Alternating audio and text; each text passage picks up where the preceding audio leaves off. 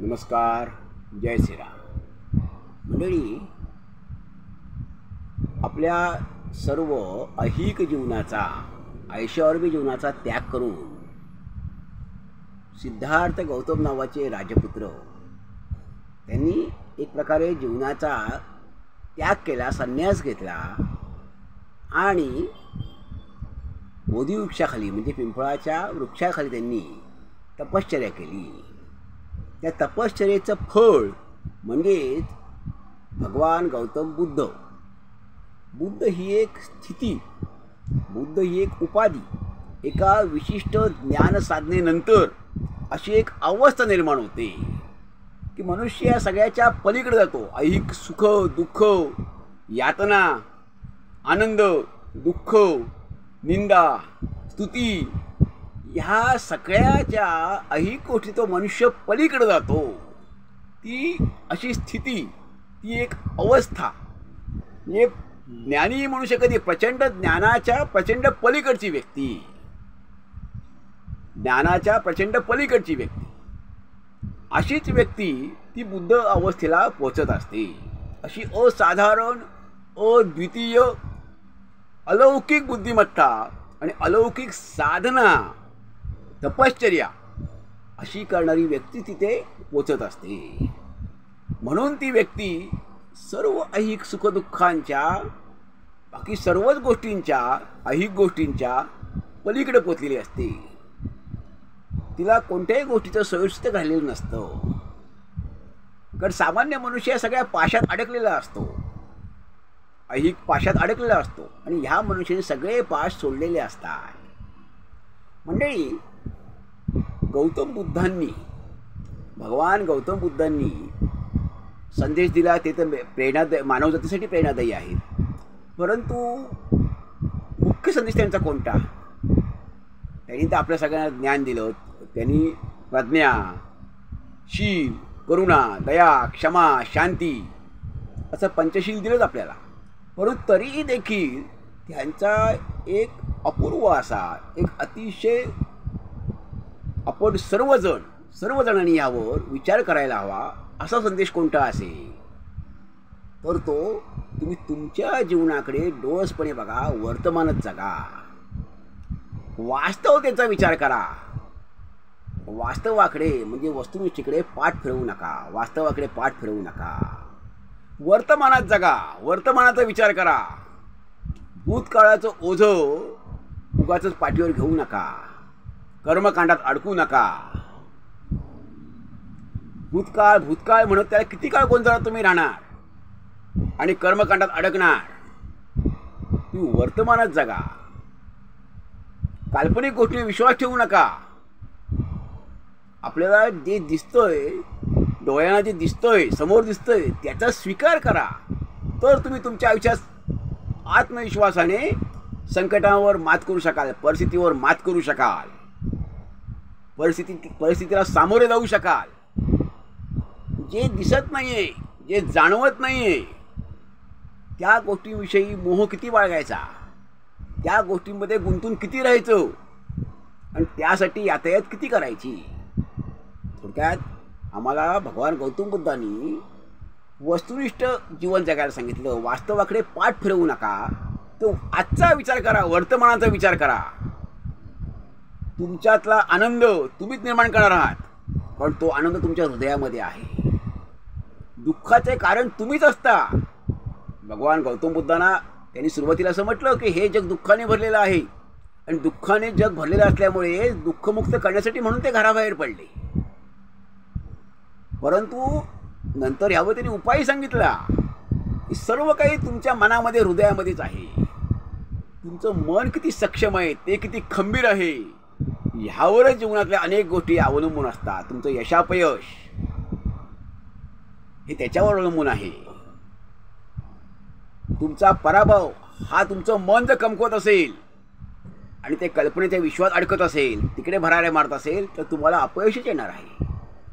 म्हणजे तुमचं यश, तुमचं वैभव, तुमची श्रीमंती, तुमच्या जीवनातला आनंद, तुमच्या जीवनातलं दुःख, तुमच्या जीवनातली संकट ही सगळी तुमच्या मनावर अवलंबून आहे. त्यासाठी की वर्तमानात जगा, आजचा विचार करा आणि स्वतःचं मन खंबीर ठेवा. जेव्हा भगवान गौतम बुद्धांची अखेरची स्थिती आली, जेव्हा ते अंथरुणावर होते, त्यावेळेला त्यांचा शिष्य, सगळ्यात लाडका शिष्य त्यांचा आनंद, त्या आनंदला त्यांनी विचारलं, तुझ्या मनात काही शंका असेल तर विचार. तो म्हणा, नाही गुरुदेव, माझ्या मनात काही शंका नाही आहे. तर त्यांच्या बाहेर, त्याच ते जिथं राहिले होते त्याच्या बाहेर, कुटीच्या बाहेर एक त्यांचा दुसरा शिष्य होता, तो रडत होता. तो भगवान गौतम बुद्धांना त्याचा रडण्याचा आवाज आला. तेव्हा त्यांनी सांगितलं आनंदला की बाहेर कोण रडतंय, त्याला आत घेऊन ये. तेव्हा आनंद म्हटला, आपला तुमचा शिष्य आहे, तो बाहेर रडतो आहे, तर त्याला आत बोलवून घे. म्हणून आनंदनी त्याला आत बोलवली. भगवान गौतम बुद्धांनी त्याला जवळ घेतलं, प्रेमाने त्याच्या डोक्यावरून हात फिरवला आणि का रडतेस विचारलं.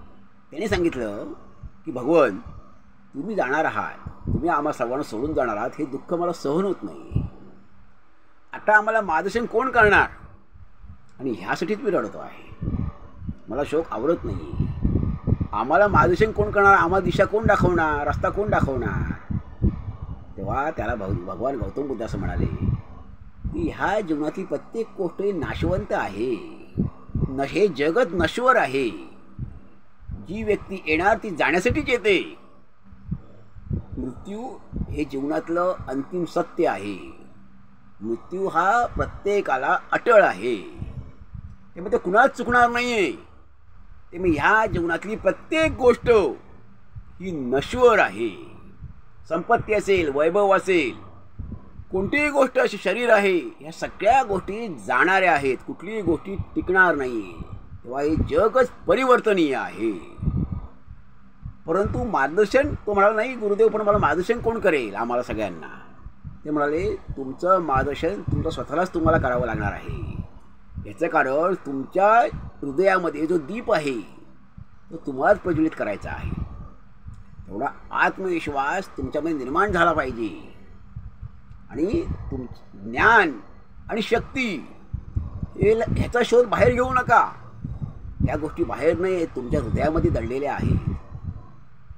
तुमच्यामध्ये जर आत्मविश्वास असेल तर तुम्ही अभ्यास कराल आणि ह्या गोष्टी तुम्ही विजय मिळवाल. तेव्हा तुमच्या हृदयातला दीप प्रज्वलित करा. तो तुमच्यामध्ये आहे, तो प्रज्वलित करा. जीवन आत्मविश्वासाने जगा. आणि दुःख, जग हे दुःखाने भरलेलं नाही आहे. तर दुःखावर मात करण्यासाठी तुम्ही जीवन जगलं पाहिजे. म्हणून वास्तवाकडे पाठ फिरवू नका. कारण सुख हे तुम्हीच निर्माण करू शकता आणि दुःखही तुम्ही निर्माण करू शकता. मग दुःखाचा अंतही तुम्हीच निर्माण करू शकता. त्यामुळे हे सर्व तुमच्या हृदयामध्ये आहे. म्हणून तुम्ही कल्पनेचे विश्वास जगू नका, वर्तमानात जगा. मंडळी, भगवान गौतम बुद्धाने आपल्याला वास्तवाकडे पाठ फिरवू नका हे सांगितलं. मुख्य तुम्ही वर्तमानात जगा, आजचा विचार करा आणि तसं जीवन जगा. कर्मकांड करू नका. खरी गोष्ट आहे, त्यावेळची परिस्थिती तशी होती की कर्मकांडाचं एवढं तेव्हा स्तोम बांधलेलं होतं, त्यातून समाजाला बाहेर काढणे गरजेचं होतं.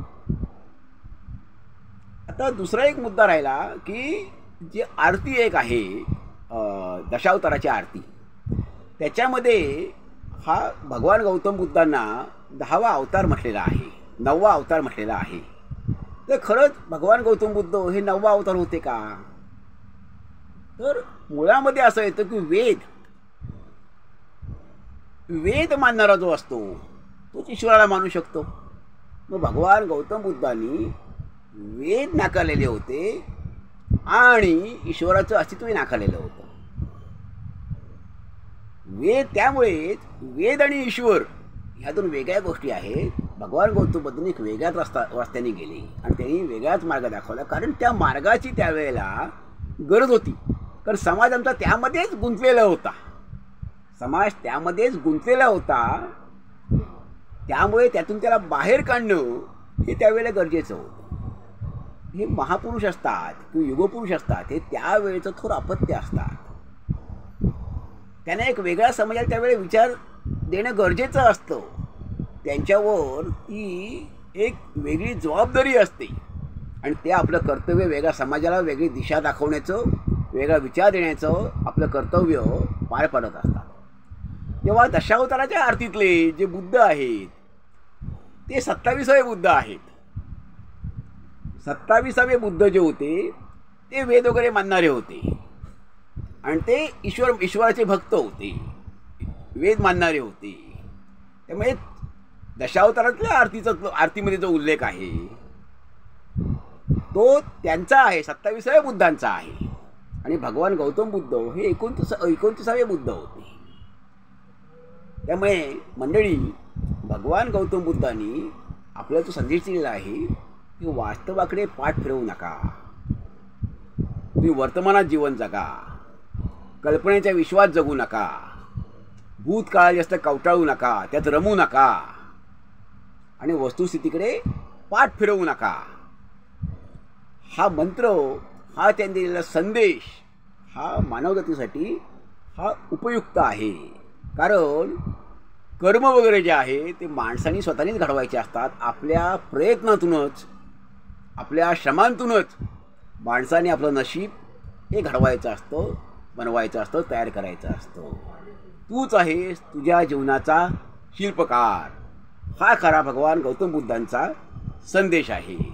मंडळी, आपल्यावर काय अभिप्राय आहे आपण जरूर नोंदवा. धन्यवाद. जय हिंद, जय भारत.